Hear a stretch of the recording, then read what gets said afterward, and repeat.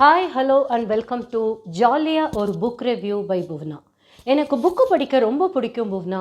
ஆனால் என்ன பண்ணுறதுடா, 2 பேஜ் படித்தோடனே சூப்பராக தூக்கம் வரும் அப்படின்னு சொல்கிறவங்களா நீங்கள்? யாராச்சும் புக்கை படிச்சுட்டு அதோட கண்டென்ட்டை மட்டும் சொன்னால் போதும் அப்படின்னு சொல்கிறவங்களா நீங்கள்? உங்களுக்காக தான் இந்த புக் ரிவ்யூ. இன்றைக்கி நம்ம பார்க்க போகிற book review the secret. The secret அப்படிங்கிற பேர் கேட்டோன்னே எனக்கு என்ன புரியலன்னா, யாருக்கும் தெரியாமல் நமக்குள்ளேயே ரகசியமாக வச்சுருக்கிறது தான் சீக்ரெட். ஆனால் இந்த புக்கோட ஆத்தர் பார்த்தீங்களா, இந்த புக்குக்கு ரொம்ப அழகாக பேர் வச்சுருக்காரு. ஊருக்கே ஒரு விஷயத்தை புக்கு போட்டு சொல்லி, இந்த விஷயத்தை நான் அனுபவிச்சிருக்கேன், இந்த ரகசியத்தை நீங்களும் தெரிஞ்சுக்கோங்க அப்படின்னு எல்லாருக்கும் தெரிஞ்ச ஒரு சீக்ரெட். புக்கு பேர் சூப்பராக இருக்குல்ல? இதுக்கு முன்னாடி எண்ணங்கள்னு ஒரு புக்கு படிச்சிருக்கேன். எம்எஸ் உதயமூர்த்தி அவர் எழுதியிருந்தது. இந்த புக்கில் என்ன சொல்லியிருப்பார்னா, எண்ணம் போல் வாழ்க்கை. நீங்கள் ஒரு மாங்காய் செடி நடுறீங்க அப்படின்னா, அந்த செடி நடும்போதே நீங்கள் அந்த மாங்காய் செடிக்கிட்ட பேசணுமா. செடிக்கு நீங்கள் பேசுகிறது கேட்குமா? கேட்கும். அந்த செடி என்ன பண்ணுமா, படப்படான்னு வளர்ந்து உங்களுக்கு நிறையா மாங்காய் கொடுக்குமா.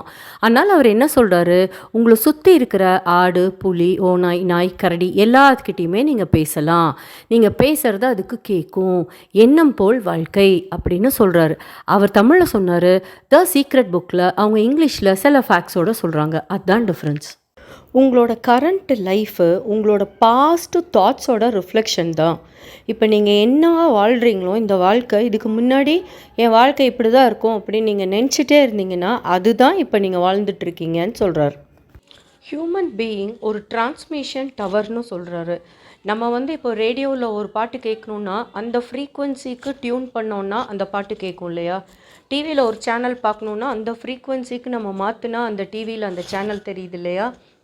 அது மாதிரி நம்மளுடைய தாட்ஸ், நம்ம என்ன நினச்சி நம்ம மைண்டில் பிக்சர் வச்சுருக்கோமோ அந்த பிக்சர் தான் நம்ம லைஃப்பில் நடக்குமா. உங்களுக்கு சப்போஸ் இந்த பிக்சர் வேணாம், நம்ம லைஃப் வேறு மாதிரி மாறணும் அப்படின்னு நினச்சிங்கன்னா உங்கள் மைண்டில் இருக்கிற ஃப்ரீக்குவென்சியை நீங்கள் மாற்றணுமா. ஸோ உங்கள் மைண்டில் இருக்கிற தாட்ஸை நீங்கள் மாற்றினீங்கன்னா நீங்கள் என்ன நினைக்கிறீங்களோ அந்த எண்ணங்கள் தான் வீட்டில் அடுத்தது பிக்சராக அங்கே நிற்கும் அப்படின்னு சொல்கிறார். சிலரோட லைஃப்பில் நிறையா தப்பான விஷயம் நடந்துகிட்டே இருக்குது. அது ஏன் அப்படி நடக்குதுன்னா, அவங்களுக்கு என்ன வேணுமோ அதை யோசிக்காமல் எனக்கு இது வேண்டாம், எனக்கு இது மாதிரி நடக்க வேண்டாம் அப்படின்னு யோசிக்கிறாங்களாமா. அந்த யூனிவர்ஸ் என்ன பண்ணுமா, நீ என்ன யோசிக்கிறியோ அதை தான் உனக்கு தருமா. நீ வேண்டாதது யோசித்தாலும் அதை தான் தருமா. அதனால் உங்களோட தாட்ஸை திஸ் ஐ டோன்ட் வாண்ட் அப்படின்னு யோசிக்காமல் வாட் யூ வாண்ட் அப்படிங்கிறதுக்கு உங்கள் தாட்ஸை நீங்கள் ஃப்ரீக்குவென்சிக்கு டியூன் பண்ணிக்கோங்கன்னு சொல்கிறாரு. காலமாகவே நம்ம இப்படி தான் திங்க் பண்ணுறோமா, எது வேண்டாமோ அதை தான் திங்க் பண்ணுறோமா.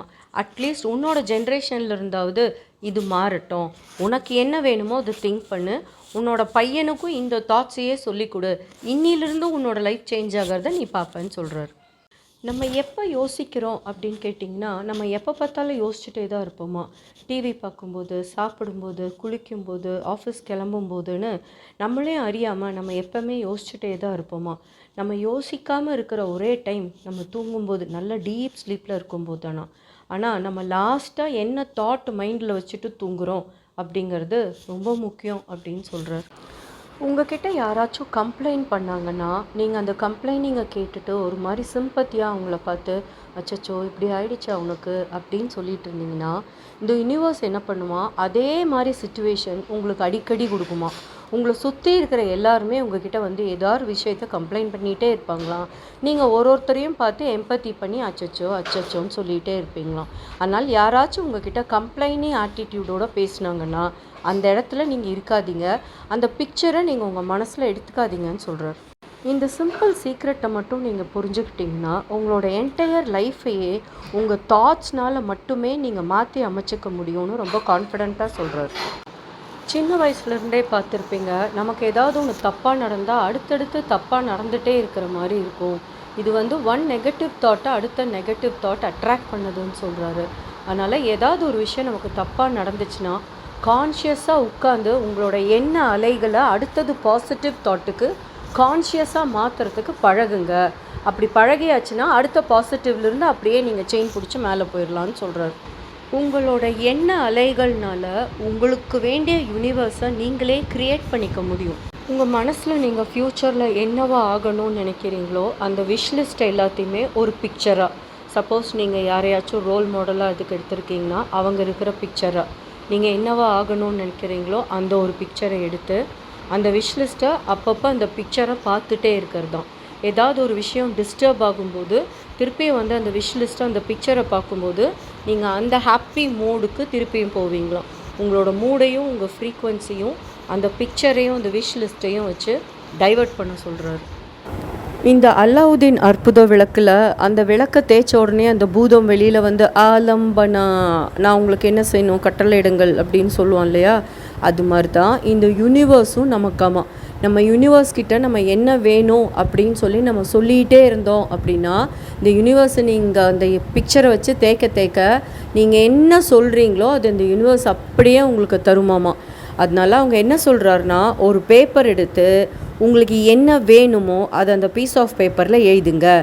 எழுதும் போதே எப்படி எழுதணும் அப்படின்னா, ஐ am so happy and I am grateful now அப்படின்ட்டு ப்ரெசண்ட்டில் அந்த விஷயம் நடக்கிற மாதிரி இப்போ நடந்துட்டு இருக்கும்போது நீங்கள் எப்படி ஃபீல் பண்ணுவீங்களோ அது மாதிரி நான் இப்போ ரொம்ப சந்தோஷமாக இருக்கேன்.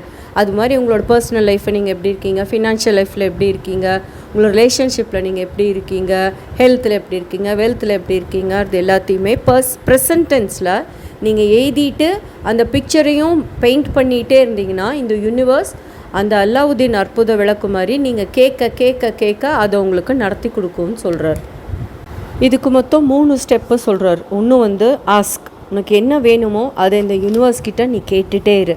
செகண்ட் வந்து பிலீஃப் இஸ் நீ நம்பிக்கை, அது எப்படி நம்பிக்கை வைக்கணுங்கிறத எக்ஸ்பிளைன் பண்ணுறேன். தேர்ட் வந்து ரிசீவ், நீ என்ன கேட்ட நீ எதை பிலீவ் பண்ணையோ அந்த பிக்சர் உனக்கு இந்த யூனிவர்ஸ் கொடுக்கும்போது அதை நீ ரிசீவ் பண்ணிக்கோன்னு சொல்கிறார்.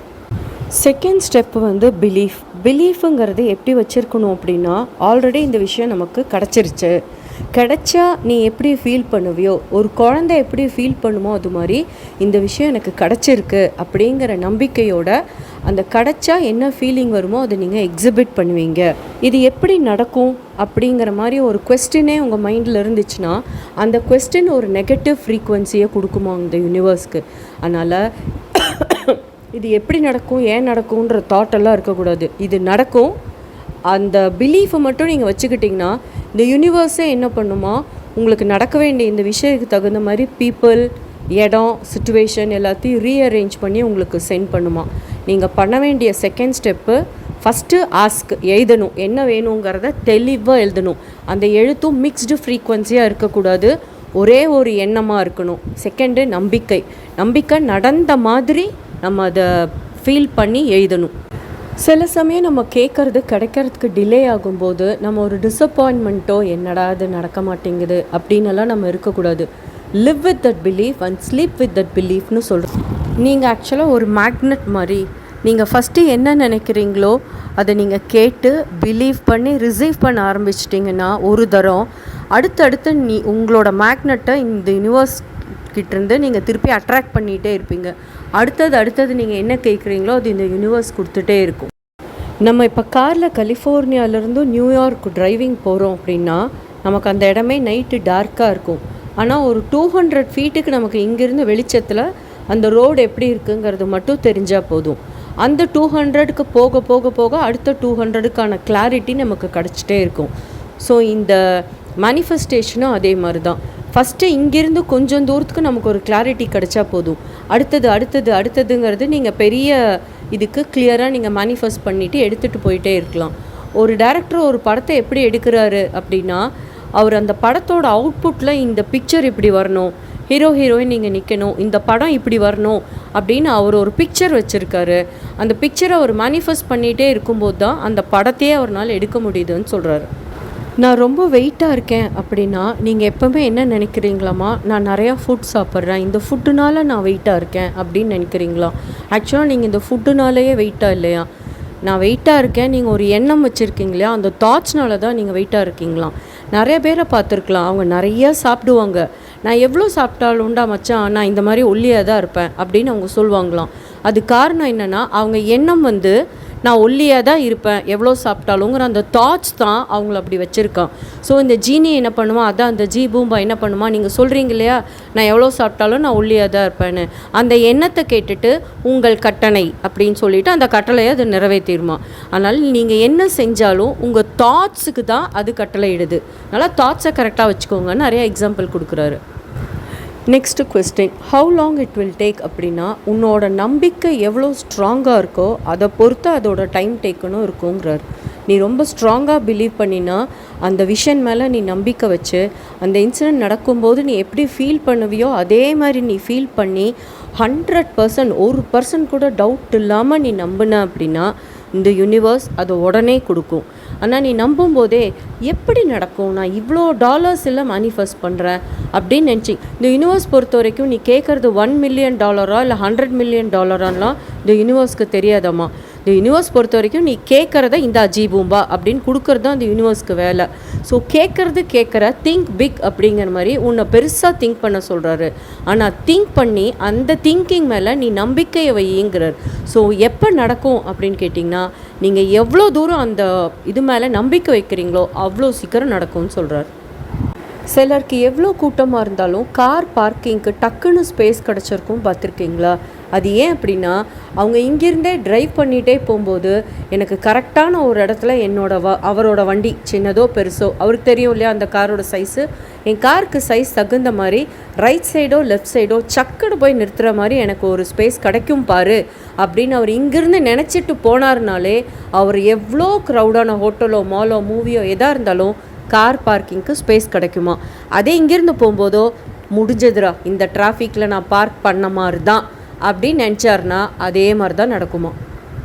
Create your day in advance. இதில் என்ன சொல்கிறாருன்னா ஒரு டே ஆரம்பிக்கும் போதே இன்றைக்கி இந்த ஒர்க்கெல்லாம் நான் பண்ண போகிறேன், என்னோடய டே இன்றைக்கி இப்படி இருக்க போகுது, இன்றைக்கி நைட்டு நான் வரும்போது இவ்வளோ ஹாப்பினஸோட இந்த ஒர்க்கை கம்ப்ளீட் பண்ணிட்டு இருக்க போகிறேன் அப்படின்னு உங்களை அந்த டேக்கு ப்ரிப்பேர் பண்ண சொல்கிறாரு.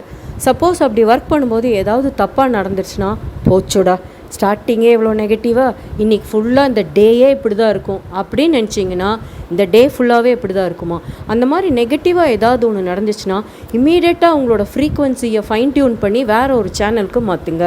இம்மீடியட்டாக ஏதாவது பாசிட்டிவாக திங்க் பண்ணி டுவர்ட்ஸ் தட் பாசிட்டிவ் உங்கள் மைண்ட் ஃப்ரீக்வன்சி மாற்றினீங்கன்னா உங்களுக்கு அடுத்தது எல்லாமே நல்லதாக தான் நடக்கும் அப்படின்னு சொல்கிறார். டெய்லியே நைட்டு தூங்குறதுக்கு முன்னாடி இன்றைக்கி மார்னிங் டு ஈவினிங் என்ன நடந்ததோ அதை அப்படியே ஒரு பிக்சராக அப்படியே உங்களை டிராஃப்ட் பண்ணி பார்க்க சொல்கிறாரு. அதில் ஏதாவது ஒரு இடத்துல உங்களுக்கு பிடிக்காத ஒன்று நடந்ததுன்னா அங்கேயே பாஸ் பண்ணி உங்களுக்கு பிடிச்ச மாதிரி ஒரு பிக்சரை இந்த பிக்சர் எடுத்துகிட்டு அந்த பிக்சரை டெலீட் பண்ணி அங்கே தூக்கி காப்பி பேஸ்ட் பண்ணிட்டீங்கன்னா ஃப்யூச்சரில் அந்த மாதிரி ஒரு நெகட்டிவாக ஒன்றுமே நடக்காது அப்படின்னு சொல்கிறார். The powerful process of gratitude. இந்த எல்லா ப்ராசஸும் ஸ்டார்ட் பண்ணுறதுக்கு முன்னாடி எனக்கு என்ன வேணும் என்கிட்ட இல்லைங்கிறத தெரிஞ்சு நீங்கள் மேனிஃபெஸ்ட் பண்ணுறதுக்கு முன்னாடி கடவுள் இப்போதைக்கு உங்களுக்கு என்ன கொடுத்துருக்காரோ அது எல்லாத்தையும் ஒரு லிஸ்ட்டு எழுதுங்க. எனக்கு இந்த விஷயமெல்லாம் கடவுள் கொடுத்துருக்காருன்னு எழுதி அந்த ஒரு சின்ன சின்ன விஷயத்துக்கும் கிராட்டிடியூடோடு இருங்க. The more your gratitude the universe will give more to யூன்னு சொல்கிறார். கிராட்டிடியூட் அப்படிங்கிறது எப்படி இந்த ஆர்த்தர் காட்டுவார்னா காலையில் எந்திரிச்ச உடனே பெட்டிலிருந்து காலை கீழே வைக்கும்போதே ரைட் லெக் வைக்கும்போது தேங்க் லெஃப்ட் லெக் வைக்கும்போது வியூ அப்படின்னு சொல்லுவாராம். ஸோ பெட்டு விட்டு இறங்குனது போது ஸ்டார்ட் பண்ணுற அந்த தேங்க்யூங்கிற கிராட்டிடியூடை ப்ரஷ் பண்ணும்போது குளிக்கும்போது பிரேக்ஃபாஸ்ட் சாப்பிட்டு ஆஃபீஸ் கிளம்பி பை த டைம் அவர் காரை ரீச் ஆகிறதுக்குள்ளே ஒரு 100 டைம்ஸ் ஆகுது ஒரு நாள் மார்னிங் ஸ்டார்ட் பண்ணும்போதே அவர் தேங்க்யூலேருந்து தான் ஸ்டார்ட் பண்ணுவாராம். அந்த அளவுக்கு கிராட்டிடியூட் அப்படிங்கிறது நமக்கு மைண்டோட நம்ம உடம்போட நம்ம ரொட்டீனோட கலந்துருக்கணும் அப்படின்னு சொல்கிறார். இந்த மாதிரி கிராட்டிடியூடோடு நான் இந்த டே ஸ்டார்ட் பண்ணுறனால இந்த டே ஆக்சுவலாக என்னை கண்ட்ரோல் பண்ணுறதில்ல, நான் என்னோட நல்ல தாட்ஸ்னால என்னோட ஒரு டேயை நான் தான் கண்ட்ரோல் பண்ணுறேன்னு ரொம்ப கான்ஃபிடெண்ட்டாக சொல்கிறார். நம்ம எப்போவுமே என்ன பண்ணுறோமா, I don't have a car, I don't have a house, I don't have a good health அப்படின்னு நம்மக்கிட்ட இல்லாததை பற்றியே பேசிக்கிட்டு இருக்கோமா. இப்போ இந்த ஆடியோ கேட்குறதுக்கு கடவுள் உங்களுக்கு நல்ல காது கொடுத்துருக்காரு, நல்ல கண்ணு கொடுத்துருக்காரு, இந்த வீடியோ பார்க்குறதுக்கு நல்ல துணி போட கொடுத்துருக்காரு. இன்றைக்கி நைட்டு படுத்து தூங்கிறதுக்கு உங்களுக்கு ஏதோ ஒரு வாடகை வீடு, மேலே கூரை, ஒரு பெட்டு, தலகாணி கொடுத்துருக்காரு. இதுக்கே நீங்கள் கடவுளுக்கு கிராட்டிடியூடாக இருக்கணும்னு சொல்கிறாரு. நிறைய பேர் வாழ்க்கையில் எல்லாம் கிடச்சும் ஏன் அவங்க சந்தோஷமாகவே இல்லாமல் பாவர்ட்டிலேயே எப்போவுமே இருக்காங்கன்னா அவங்களுக்கு கிராட்டிடியூட் அப்படிங்கிற ஒரு நல்ல குவாலிட்டி இல்லை. இருக்கிறதுக்கு நன்றி சொல்லி கடவுளுக்கு பழகிற ஒரு நல்ல குவாலிட்டி அவங்கள்ட்ட இல்லை. The powerful process of visualization. இதில் விஷுவலைசேஷனில் என்ன சொல்கிறாங்கன்னா, நம்ம பிக்சர்ஸ் கொண்டு வந்துகிட்டே இருக்கணும், விஷுவல் பண்ணிக்கிட்டே இருக்கணும். நம்ம என்னவா ஆக போகிறோம் அப்படிங்கிற பிக்சர் நம்ம நிறையா கொண்டு வந்துகிட்டே இருந்தோம்னா நம்ம ஃப்யூச்சரில் அந்த பிக்சரில் என்ன இருக்கோ அதாவே நம்ம மாறிடுவோமா. இதே ஆர்த்தர் த மேஜிக் அப்படின்னு இன்னொரு புக்கை எழுதியிருக்காரு. அதில் 24 டைப்ஸ் ஆஃப் விஷுவலைசேஷன் பற்றி பேசியிருக்காரு. இவர் ஒரு டைம் ஒலிம்பிக் அத்லெட்ஸ்க்கு ஓட ஆரம்பித்தாராம்.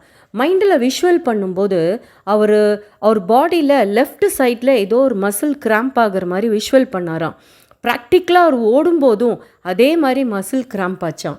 அதுக்கு அவர் என்ன சொல்கிறாரு, நம்ம மைண்டுக்கு எது நம்ம விஷுவல் பண்ணுறோம், எது நிஜமாக நடக்குதுன்னு தெரியாதான். இந்த யூனிவர்ஸ் என்ன பண்ணுமா, நம்ம என்ன நினைக்கிறோமோ அதை அப்படியே எடுத்து கொடுக்குமா. அதனால் இங்கே விஷுவல் பண்ணும்போதே பாசிட்டிவாக விஷுவல் பண்ணணும்னு சொல்கிறார். ரைட் பிரதர்ஸ் பிளேன் கண்டுபிடிச்சதும், எடிசன் பல்பு கண்டுபிடிச்சதும், கிரஹாம்பெல் டெலிஃபோனை கண்டுபிடிச்சதும் கூட அவங்க மைண்டில் இதோட அவுட்புட்கான பிக்சர் இருந்து தான் ஃபிக்ஸ்டாக. உலகமே இது நடக்காது, இது வராது அப்படின்னு சொன்னபோது கூட அவங்க கிவ் அப் பண்ணாமல் அந்த பிக்சர் அவங்க மைண்டில் வச்சு அந்த பிக்சருக்கு டுவர்ட்ஸ் மேனிஃபெஸ்ட் பண்ணனால தான் அவங்களால அவுட்புட்டாக இந்த ப்ராடக்டை ஒரு நாள் கொண்டு வந்து அவங்க மைண்டில் இருக்கிற பிக்சரை உங்களுக்கு காட்ட முடிஞ்சிச்சுன்னு சொல்கிறாரு. விஷுவலைசேஷன் நிறைய பேர்த்துக்கு ஏன் ஒர்க் அவுட் ஆகலை அப்படின்னா, எல்லோரும் என்ன பண்ணுறாங்களா, நான் பாசிட்டிவாக யோசிச்சிட்டேன், விஷுவல் பண்ணிட்டேன், அது நடந்துடும் அப்படின்னு நினைக்கிறாங்களாம். கான்செப்ட் அப்படி கிடையாதான்.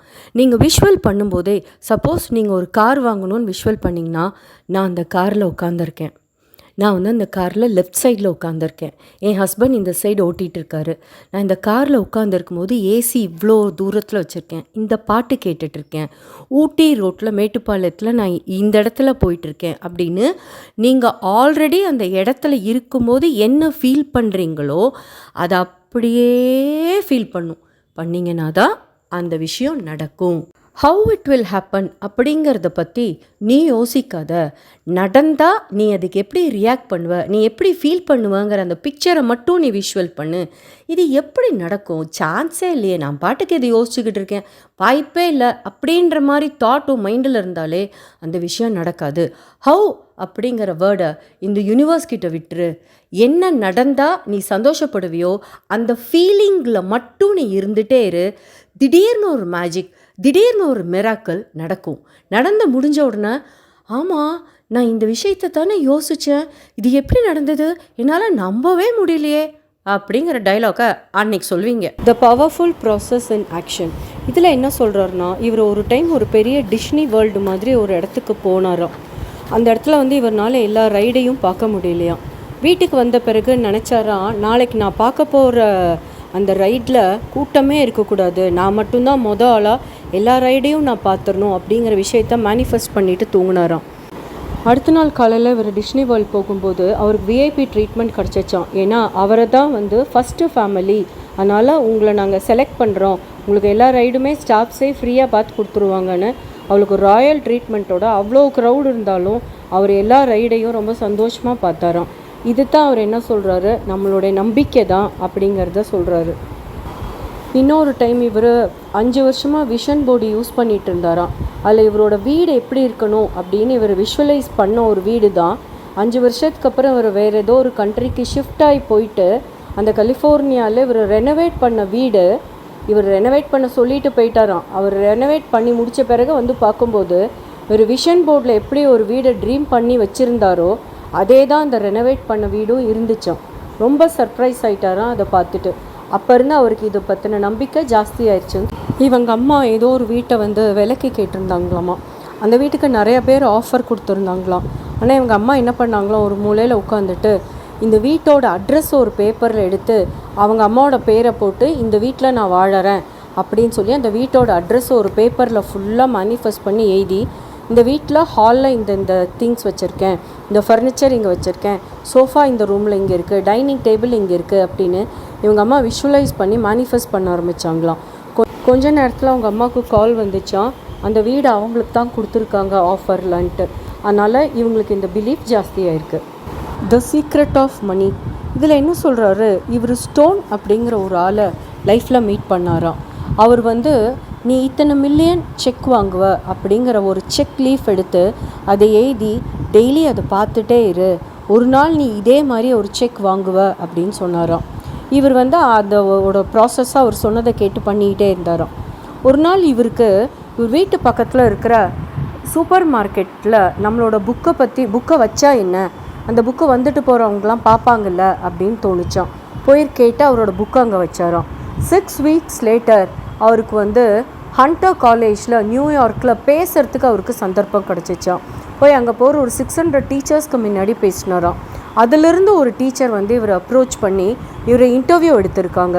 அந்த இன்டர்வியூ பயங்கர ஃபேமஸ் ஆகி அதிலிருந்து இவர் பயங்கர ஃபேமஸ் ஆகி இவர் இதே எக்ஸ்பெக்ட் பண்ண மாதிரி அவ்வளோ மில்லியனுக்கு செக் வாங்க ஆரம்பித்தாராம்.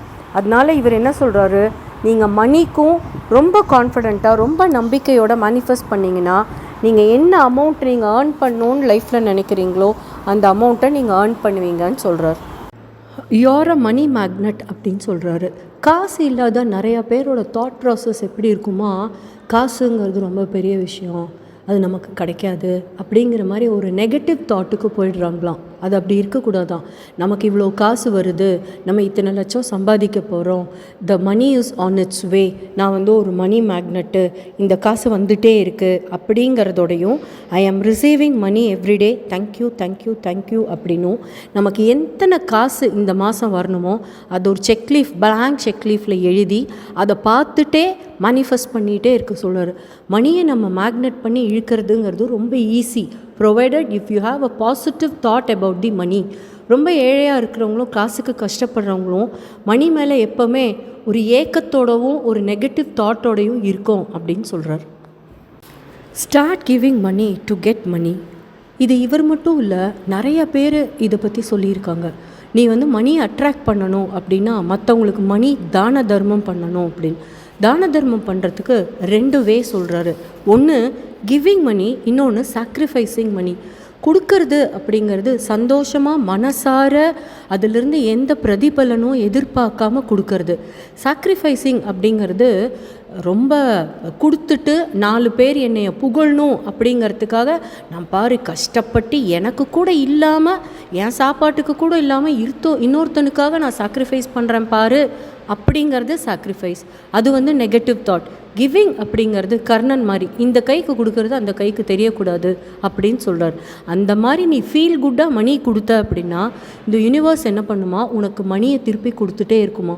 இது இவர் மட்டும் சொல்லலை, நிறையா பேர் சொல்லியிருக்காங்க. If you want to attract money, start giving money to others.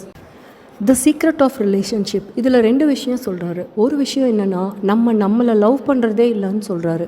எப்போவுமே எனக்கு இது வராது, எனக்கு இது கஷ்டம், எனக்கு இது முடியாது அப்படிங்கிற ஒரு செல்ஃப் பிட்டியும் செல்ஃப் சிம்பத்தியும் நமக்கு தெரியாதுங்கிற மாதிரி ஒரு நெகட்டிவ் தாட் நம்மக்கிட்ட இருக்கான். அதை முதல்ல பாசிட்டிவாக மாற்றி செல்ஃப் லவ் ரொம்ப இம்பார்ட்டண்ட்டுன்ற ஃபஸ்ட் பாயிண்ட் சொல்கிறாரு.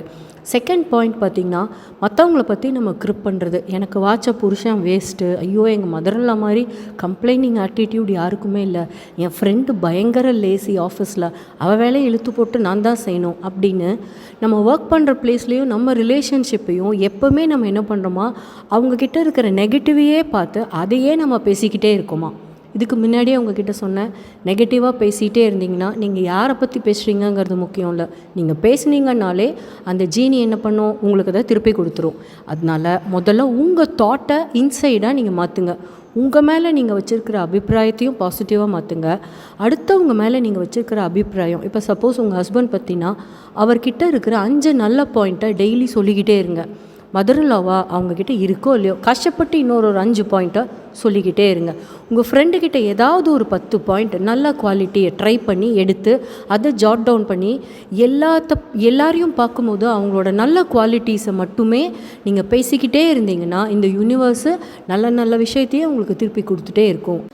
கம்மிங் டு ஹெல்த்துக்கான சீக்ரெட் என்னன்னு சொல்கிறாருன்னா, உடம்பு சரியில்லாதவங்கக்கிட்ட நீங்கள் போனீங்கன்னா அவங்க எப்போவுமே எனக்கு இது சரியில்லை, எனக்கு அப்படி முடியல, எனக்கு இப்படி முடியலன்னு நெகட்டிவாக அவங்களுக்கு முடியாததை பற்றி தான் சொல்லிகிட்டே இருப்பாங்க. ஸோ இந்த யூனிவர்ஸ் என்ன பண்ணும், அவங்களுக்கு மேலும் மேலும் ஹெல்த் இஷ்யூஸ் கொடுத்துட்டே இருக்கும். ஸோ அதுக்கு ரெமெடி என்ன சொல்கிறாருன்னா, நல்லா சந்தோஷமாக சிரிச்சிட்டு இருக்கக்கூடிய காமெடி மூவிஸ் நிறையா பார்க்க சொல்கிறாரு. லாஃபிங், சந்தோஷமாக சிரிச்சிட்டு இருக்கிறத விட ஒரு நல்ல மெடிசன் உடம்பு சரியில்லாததுக்கு எதுவுமே இல்லைன்னு சொல்கிறாரு. இந்த கோவிட்லேயே பார்த்தீங்கன்னா, இதை ஜெயிச்சு வீட்டுக்கு போயிட முடியும், வீட்டுக்கு போயிடணும் அப்படின்னு நினச்சவங்களாம் வீட்டுக்கு வந்துட்டாங்க.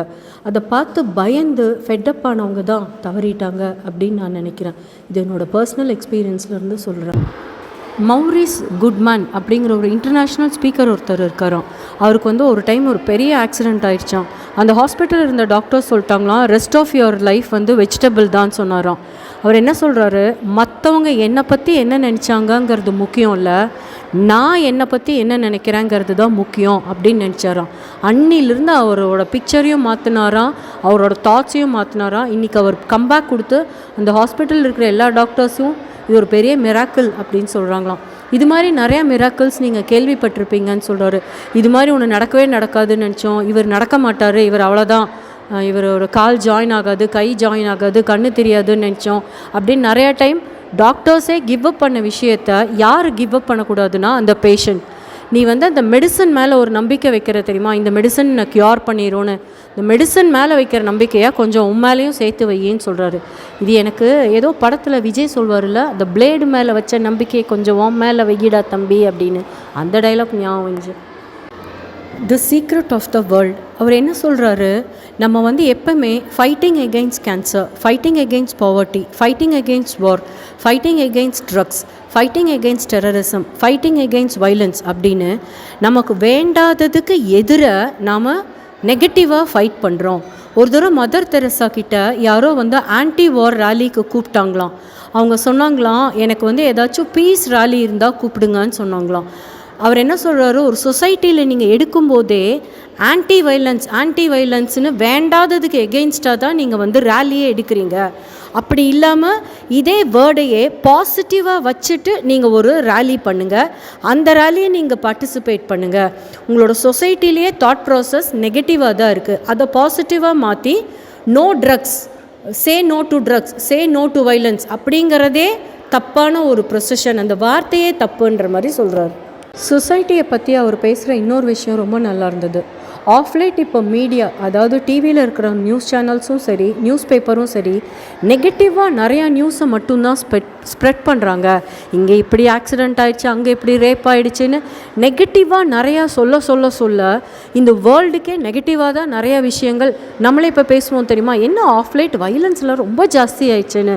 அது காரணம் நம்ம அதை தான் நிறையா ஸ்ப்ரெட் பண்ணுறோம். நல்ல விஷயங்கள் மூளையில் துண்டு சீட்டில் 4வது பக்கத்தில் ஒரு கார்னரில் போடுறோம். அதனால் இந்த வேர்ல்டு ஆப்ரேட் பண்ணுற விதத்தையும் மாற்றணும்னு சொல்கிறார். இப்போ இந்த விஷயத்தை உங்களால் மாற்ற முடியுமா? ஒரு நியூஸ் பேப்பரையோ ஒரு மீடியாவில் வர நியூஸையோ உங்களால் மாற்ற முடியுமா? முடியாது இல்லையா? ஸோ அவர் என்ன சொல்கிறார், இன்றைக்கான நியூஸ் பார்த்துட்டிங்களா, இன்றைக்கி என்ன நடந்திருக்கு உலகத்துலன்னு தெரிஞ்சுக்கிட்டிங்களா, நெக்ஸ்ட்டு இப்போ நீங்கள் பார்த்து ஒரு பிக்சர் உங்கள் மைண்டில் இருக்குது இல்லையா, இந்த பிக்சரை வேறு ஒரு நல்ல பிக்சரை பார்த்து டைவர்ட் பண்ணிவிட்டு ஸ்டாண்ட் ஸ்டில் அப்படின்னு சொல்கிறார். உங்களை டைவர்ட் பண்ணிவிட்டு அதில் கொஞ்ச நேரம் உங்கள் மனசை லகிச்சிட்டு உங்கள் ஃப்ரீக்குவன்சியை அதுக்கு டியூன் பண்ணிவிட்டு அதுக்கப்புறம் உங்களோட அடுத்த வேலைக்கு போங்க. இந்த நெகட்டிவ் பிக்சரோடைய உங்கள் டேயும் லைஃப்பையும் ஸ்டார்ட் பண்ணாதீங்க அப்படின்னு சொல்கிறார். இந்த யூனிவர்ஸ் பார்ஷாலிட்டி எல்லாம் பார்க்காதான், இவனுக்கு தான் தரணும் அவனுக்கு தான் தரணும் அப்படின்னு பார்ஷாலிட்டி பார்க்காதான். கேட்குற விதத்தில் கான்ஃபிடென்ட்டோட நம்பிக்கையோடு நீங்கள் கேட்டிங்கன்னா, ஏழையாக இருந்தாலும் பணக்காரனாக இருந்தாலும் மிடில் கிளாஸாக இருந்தாலும் யார் கேட்டாலும் நீங்கள் கேட்குறத இந்த யூனிவர்ஸ் கொடுத்துடணுமா. அடுத்தவனை பற்றி அதிக நேரம் யோசிக்கிறத விட உன்னை பற்றி அதிகம் யோசிக்க சொல்கிறாரு. நீ என்னவா ஆகணும், இந்தந்த ஏரியாவில் ஹெல்த்தில், வெல்த்தில், ரிலேஷன்ஷிப்பில் நீ என்னவா ஆகணும் அப்படிங்கிறத பற்றி மட்டுமே அதிகம் யோசிக்க சொல்கிறாரு. ஆனால் மனுஷங்க எப்போவுமே என்ன பண்ணுவாங்களா, அடுத்தவங்களை பற்றி அவன் ஏன் இப்படி பண்ணுறான், இவனுக்கு அறிவே இல்லை பாரு, இவளுக்கு எவ்வளோ சொன்னாலும் புரியாது பாரு அப்படின்னு அடுத்தவங்களை பற்றி அவங்களோட நெகட்டிவை பற்றியே நம்ம யோசிச்சுட்ருக்கோமா. அந்த யோசனையை நிறுத்தி உன் ஃப்ரீக்குவன்சியை டியூன் பண்ணி நீ உனக்கு என்ன வேணும், உன்னோட அடுத்த ஆம்பிஷன் என்ன, கோல் என்ன, towards what you want to walk அப்படிங்கிறத மட்டுமே யோசிச்சுட்டு இருந்தீங்கன்னா இந்த உலகம் நீ கேட்டதை அந்த அபண்டன்ஸை நிறையா கொடுக்கும்னு சொல்கிறார். உங்களோட எண்ணங்கள் எப்போவுமே எப்படி இருக்குன்னா அலைப்பாஞ்சிட்டே இருக்குமா. திடீர்னு நம்ம மைண்டு பாஸ்ட்டை பற்றி யோசிக்குமா, அங்கேருந்து டக்குன்னு ஃப்யூச்சரை பற்றி யோசிக்குமா. கடகடகடான்னு கரண்ட்டை பற்றி யோசிக்குமா.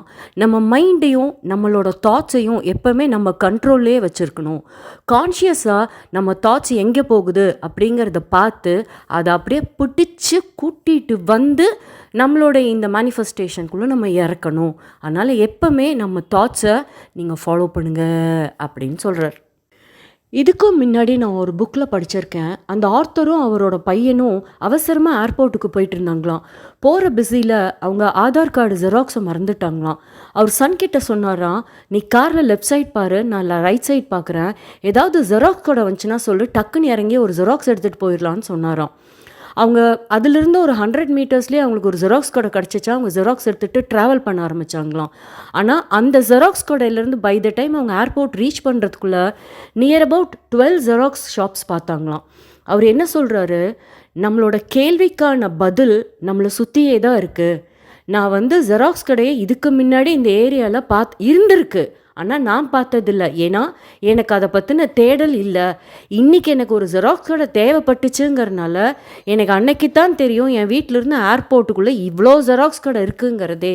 ஏன்னா நான் அதை தான் தேடினேன். அது என் கண்ணில் டக் டக் டக் டக் அங்கங்கே பட்டுகிட்டே இருந்துச்சு. ஸோ அந்த ஆத்தர் அந்த புக்கில் என்ன சொல்லியிருந்தாருன்னா, நீங்கள் மைண்டில் ஒரு கொஸ்டின் வச்சுருந்தீங்கன்னா அந்த கொஸ்டினுக்கான பதில் உங்களை சுற்றியே தான் இருக்குமா. அந்த கொஸ்டினை நீங்கள் ரொம்ப கான்ஷியஸாக கேட்க கேட்க கேட்க அதுக்கான பதில் டக் டக் டக் டக் டக் அப்படின்னு வருமா.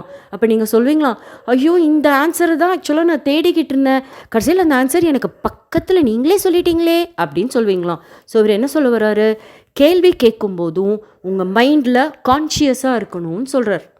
இந்த சீக்ரெட்டுங்கிற மொத்த புக்கோட சாராம்சமும் இவ்வளோ தான். இது பிடிச்சிருந்தா நீங்கள் ஃபாலோ பண்ணுங்கள், பிடிக்கல அப்படின்னா விட்டுருங்க, ஒன்றும் பிரச்சனை கிடையாது. இதனால் யாருக்கும் எந்த பாதிப்பும் கிடையாது. மேனிஃபெஸ்டேஷன் அப்படிங்கிறது உங்களுக்கு மட்டுமே தெரிஞ்ச சில விஷயத்தை தான் நீங்கள் மேனிஃபெஸ்ட் பண்ணுறீங்க. இதை நீங்கள் யார்கிட்டையும் சொல்ல போகிறதில்ல. இது ஒரு ஃபன் கேமாக ட்ரை பண்ணி பாருங்கள். ஒர்க் அவுட் ஆச்சுன்னா உங்களுக்கு தானே நல்லது. இதனால் நீங்கள் இழக்க போகிறது ஒன்றுமே இல்லையே. சும்மா ஜாலியாக ஒரு கேமாக ட்ரை பண்ணி தான் பாருங்களேன். Secret is within you. இனிஷியலாக இது ப்ராக்டிஸ் பண்ணும்போது உங்களுக்கு சில டிஃபிகல்ட்டிஸ் இருக்கும், எப்படி பண்ணணும்னு தெரியாது. ஆனால் ஒன்ஸ் இது ஒர்க் அவுட் ஆகுதுன்னு தெரிஞ்சிச்சுன்னா this will become your routine அப்படின்னு சொல்கிறார். இந்த மேனிஃபெஸ்டேஷனை எப்படி பண்ணணும் அப்படிங்கிற நிறையா டைப்பை தான் த மேஜிக் அப்படிங்கிற புக்கில் இந்த ஆர்த்தர் சொல்லியிருக்காரு. உங்களுக்கு இதோட டைப் எப்படின்னு தெரியணும், எப்படியெல்லாம் மேனிஃபெஸ்ட் பண்ணணும்னு தெரியணும் அப்படின்னா நீங்கள் சொல்லுங்கள், அந்த புக்கோட ரிவ்யூவும் நான் போடுறேன். Till then, tata, bye bye.